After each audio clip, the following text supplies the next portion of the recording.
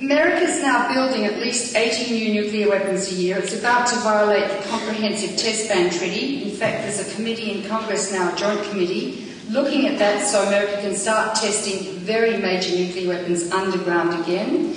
And the material that is made from fissioning uranium in a reactor and then the plutonium is extracted to make bombs, 200 isotopes, all of which concentrate in the food chain. 3 Mile Island had a massive major meltdown. Now what happened was a lot of material got out, radioactive iodine, which decays in 6 weeks, but strontium-90 probably got out. Half-life 28 years, it's around for 600 years. It's a calcium analogue. So it lands on the soil and the grass sucks it up in the roots and says, calcium, we need that, and concentrates it by orders of magnitude, thousands of times, and the cattle come and eat the grass. And so what goes in the milk is calcium, so it's concentrated thousands more times than the udder in the milk. Hershey's chocolates is 13 miles from 3 Mile Island. The milk goes into the chocolates. Now I want to just finish this section by saying children are 10 to 20 times more sensitive to radiation than adults because their cells are actively mitosing. And it's when the genes are duplicating that they become very sensitive to being damaged by radiation and mutated. So children are much more likely to get cancer than adults. And also the genes in the eggs and sperm are imperative for all future generations, and if they're mutated, there are 3,000 genetic diseases. Those diseases will increase in frequency of necessity as we contaminate our environment with radioactive material. What's happening in Iraq, where the children are playing with radioactive shells on the desert floor and inhaling the dust from the uranium, you know what its half-life is? 4.5 billion years. So America left a radioactive battlefield forevermore, and people live there. The incidence of childhood cancer has gone up 6 to 12 times, and my colleagues stand at the foot of their patient's bed literally weeping because of the sanctions. They can't get antibiotics, chemotherapeutic drugs, or radiotherapy instruments. So the children die untreated. Women are terrified to give birth because 50% the incidence of congenital anomalies has doubled, so they're giving birth to babies with no brains. No bulk to the skull, no brain, just a little nubbin of midbrain. So they cough, they cry, they suck, they sneeze, and they die in a week. I've delivered such a baby. You had to tell the mother.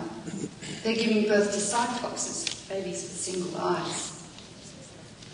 The doctors have albums of photographs of these babies. Every month since 1991, 5,000 children have died in Iraq. A, because of the radioactive uranium. B, because America bombed the water supplies, the sewage systems, the generating plants for electricity, and left a total mess. America's got tons, thousands of tons of what's called depleted uranium. When you dig uranium up, it's got 2 isotopes, U-235, which is great for making bombs and nuclear power plants. It's only present in 0.7%. You enrich it to 3%, by forcing it through tiny little pinholes of nickel metal. America's got hundreds of tons of this radioactive nickel metal too that it wants to get rid of. So you know what it's doing? It's selling it and making belt buckles out of it, and jewellery, and braces for children's teeth, and hips for old, and plates for old people who break their hips, and knives and forks. And that's happening now, and what they do is they call it below regulatory concern, BRC, so they don't have to classify it as radioactive anymore. It's 1.7 times more dense than lead. So if you make a shell out of uranium-238 and it hits a tank, it slices through the tank like a hot knife through butter, and it's terrific. But it's got another unfortunate property. It's pyrophoric, so when it hits the tank, it bursts into flame, producing tiny little particles less than 5 microns in diameter that are inhaled into the terminal bronchi. It's an alpha emitter, extremely radioactive. You can read about it in this one and this one. Anyway, so America used about 800 tons of radioactive shells. Now, before they went in and did it, the military wrote lots of articles saying soldiers should never be exposed to this. They have to wear masks, they have to wear protective uniforms, I suppose made of lead. I mean, can you imagine a man walking around in a lead uniform? But they didn't do that. They didn't protect the soldiers at all. And many many of the Gulf War veterans are excreting uranium in their semen. At the end of the nuclear posture review, the weapons were all still in place, and of course Russia kept hers because that's the only reason she has them in power, because she's got nuclear weapons.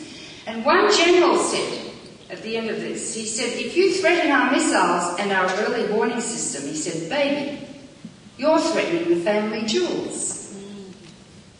Now I want you to think about that concept and that statement from a psychological perspective. It's very, very profound, and it comes from the reptilian midbrain.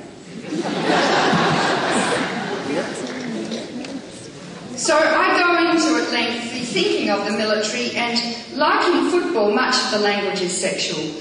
And they talk this language, like missile erectors and soft laydowns and deep penetrations, without any embarrassment in front of women like me and Randy Forsberg. You know, they haven't even a consciousness to understand that their reptilian midbrain is active.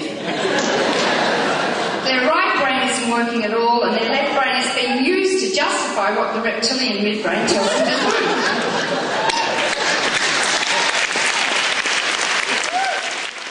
In January 1995, we came to within 10 seconds of annihilation. Russia's got 2,500 hydrogen bombs on hair trigger alert. There are only 240 major cities in the Northern Hemisphere. Every town and city in America with a population of 10,000 or more is targeted. Washington's probably got 20 hydrogen bombs targeted on it. All factories are targeted, all colleges and universities. There's such a redundancy of weapons, and vice versa. On September the 11th, we were on DEFCON 2, the highest state of alert from DEFCON 5.